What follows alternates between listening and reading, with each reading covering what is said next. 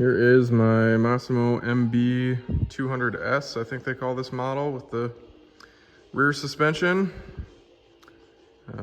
Pretty cool platform. I wasn't familiar with it, and my friend found them on sale down in La Crosse, Blaine's Farm and Fleet, and he cleared them out. He took the 3 of them that they had. So we've been checking these things out, playing around with them a little bit. And as far as I can tell, they're pretty decent. Especially for the price point. I think you picked them up for $600 or $700 on sale, which is reasonable for a full suspension get up like this.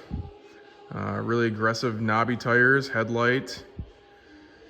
This one here, I decided to check out the Predator Ghost motors, which I have not messed around with yet, so I'm kind of excited to play around with this thing.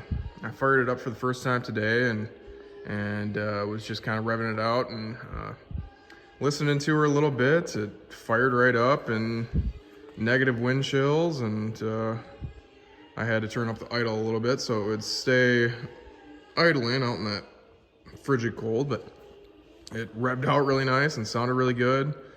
I got that fitted with a Robertson's torque tube. I think that is their Coleman X loop that they originally designed for these Coleman mini bikes.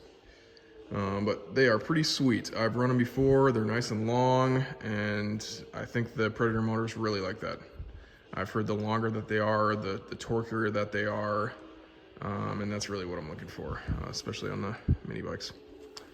So yeah, excited to see what exactly that thing can do. So far so good. I'm impressed with it.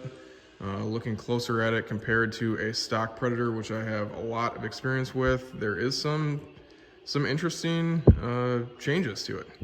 So yeah, we'll see. I know they're still fairly new.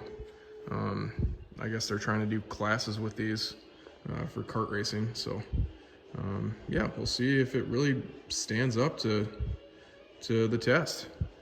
Had to run a aluminum cylinder gas tank up top there, because these do not come with tanks, nor do they come with filters or the headers. So you got to figure all that shit out. Also too, you got to run these riser plates to raise the engine and also bring it forward a little bit to give you enough clearance, and it was pretty tight to run a torque converter with that swing arm pivot there. I know on some of these other models, they actually have the pivot back behind, and that gives it a lot more clearance, but you can see, I mean, it is just, there's barely enough to run that.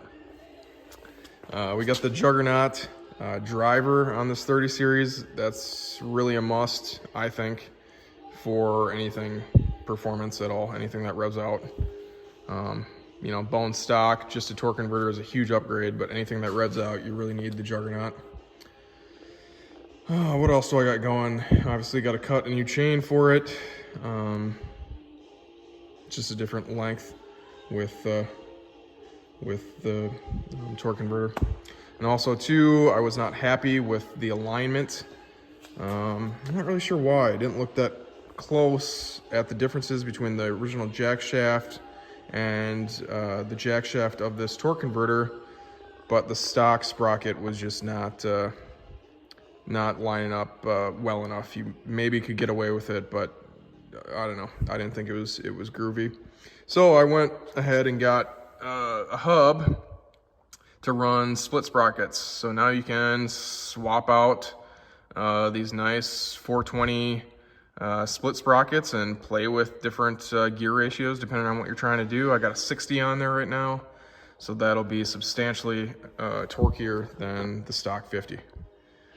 Yeah, and the only other thing that I would like to do is find like a little battery box with a switch on there, just so I can still run the headlight. That would be nice, because obviously this doesn't have the lighting coil on it. But yeah, I'm pretty happy with how this one turned out.